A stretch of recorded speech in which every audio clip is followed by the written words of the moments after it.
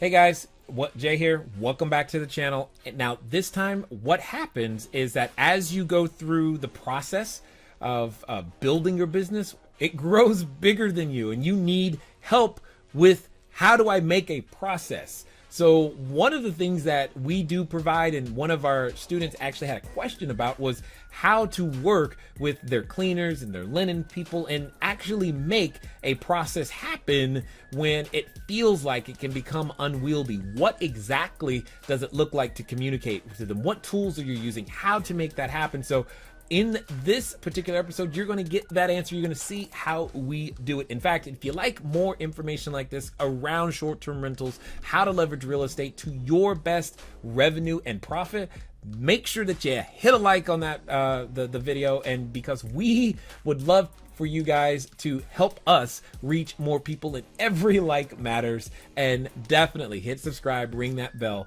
because we would love to see you again. In the meantime, feel free to enjoy this.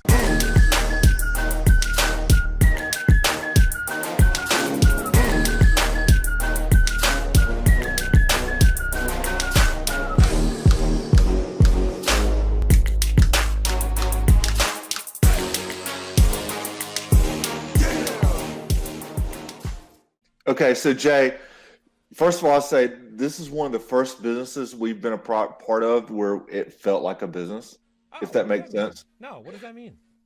We've done a lot of real estate stuff. I mean, we've wholesaled. We've got rentals. We've done fix and flips and that kind of thing. Mm-hmm. But it always kind of felt like something we were just doing to make money. And part of what you've put together that's really resonated with us is that we are business owners. Yes. And I think that's very valuable. It's totally changed the way we think about how we run this type of thing. Okay. And that's why part of the reason we're so excited about this, other than it makes great money, but I feel like on a day-to-day basis, I'm working on processes and I'm working on systems and I'm working on my business and not in it, which you hear all the time. And I've heard that for years, but this is kind of the first time that is clicked. So with that in mind, I just want to say that what we're currently working on is building out systems. And one of those systems is for our runners. Another one is for our team communication, that type of thing. And I know that you use Slack and you use Trello extensively, I believe. Can you explain exactly how you use Slack? Do you set that as it's a company-wide thing for our SCRs, and then we have different channels for different teams, or? Yes. Okay. Well, it's not different channels for different teams. We break it down per unit. So let me see. Oh, really? Okay. Yeah. So basically, when you're when you're looking in Slack, what it does is it creates. They call it a workspace. So a workspace, that's the company level. Does that make sense? Yes. So that's the first level. That's the workspace. Then after the workspace level, what we do is we go to each individual channel. Now, under channels, that's where we communicate, and I break that down per unit. So if I have 5 units at a particular address, it's 123 Main Street, Unit 1. Then 123 Main Street, Unit 2. Does that make sense? So that's for communication specifically to that unit. Then any common storage areas, any common claims, any common operational procedures that internally that we may need to discuss back and forth. Okay. And then each individual person, like our point person at the cleaning company, they get their login. Our linen person gets their login. The runner gets his login. Does that make sense? For that property? No, they get their login so they can see all of the communication across all of the channels related to all of the units. Because they're responsible for all those. Okay. They could be responsible for an issue at any one of the units at any particular time. And we never know which one. So when we get, say, unit 3 goes vacant and they find a broken lamp, we'll get 2 to 3 pictures of the broken lamp. They'll say they found this. So that way we have everything that we need for the claim at that point. So we can start that process. So that can get processed, someone, the VA can come and take that claim and do what they need to do with it. And then the cleaners, we can communicate to them what's going to happen. Or recently we had, I tell people all the time, in California, people freak out when it rains. So it rained and it's been raining and literally people freak out. And we had some window leaks. So what happened is that when the windows leak, the cleaners let us know, we put it in Slack, and then we go from there. Now I'm going to pull this on the screen so everybody can see it.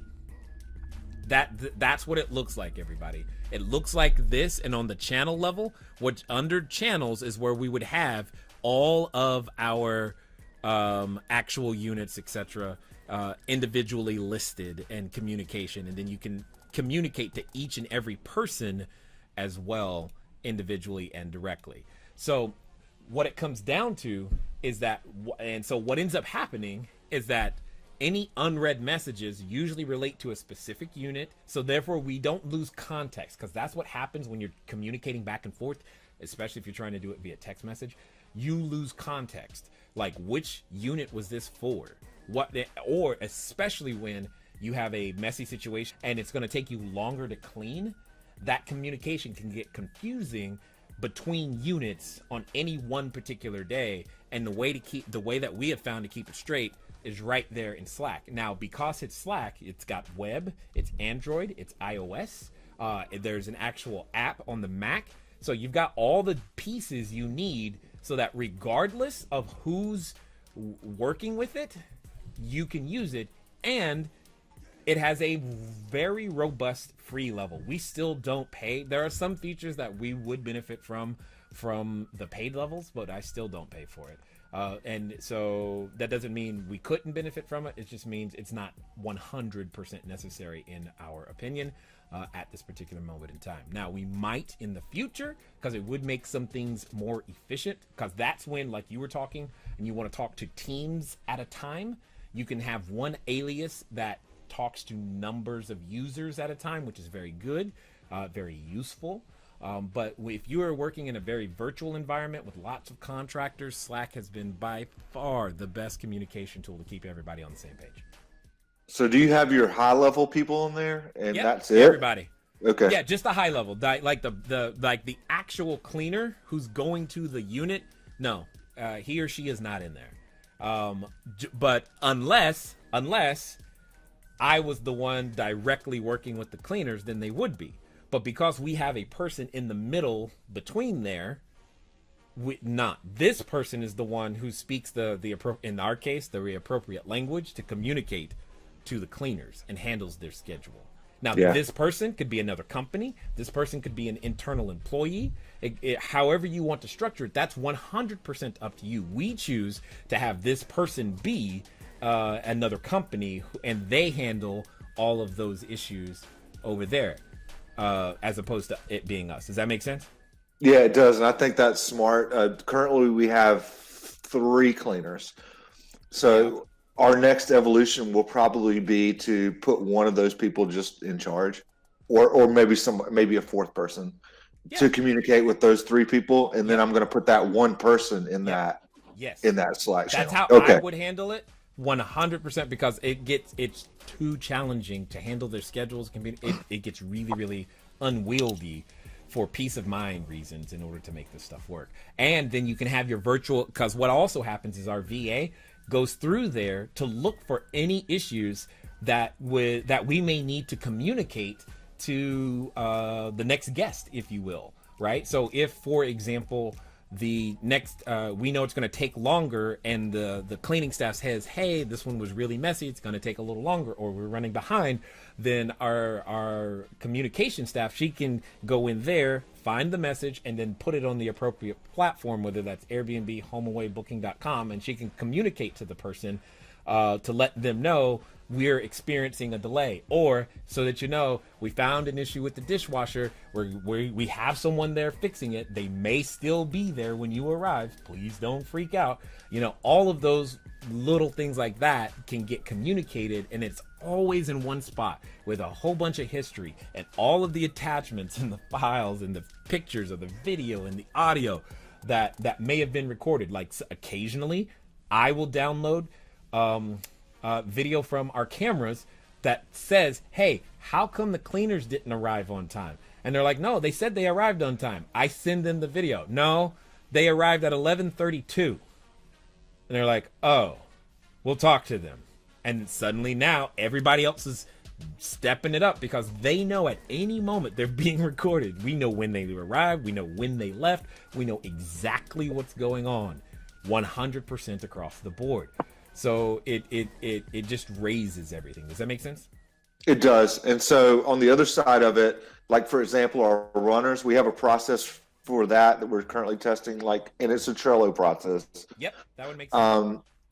But at the same time, are those as well a high level kind of manager type position? Yes. Well, it depends on how big and how many runners you need and how much maintenance you're running. Once there will become a time in your organization where you want that to be a high level person. But for right now, we're in direct communication with the runner because we don't have enough maintenance to require someone to be in the middle to do dispatch, etc. Does that make sense? Yeah, I mean, we have somebody that picks up and drops off laundry. We have somebody that we do it on. We set up. That's what we do is. For us. Yeah, we have a card. We set up a card for every checkout. Yeah, that makes sense. And then on that card, there's a list of things that needs to be done there. So if there's something that needs to be delivered, it's a list. Yeah, that makes sense. And there's always laundry. Yep. There's always dropping off or picking up laundry. Yep. And so that's kind of how we've been running it. Yep. But we've been assigning that to a person. Yep. This is your job. Yeah, totally understood. And that makes perfect sense because of the way that Trello works. And if you're using the Kanban method that it's set up to, you can track that by stages and making sure everything gets all the way moved over to done.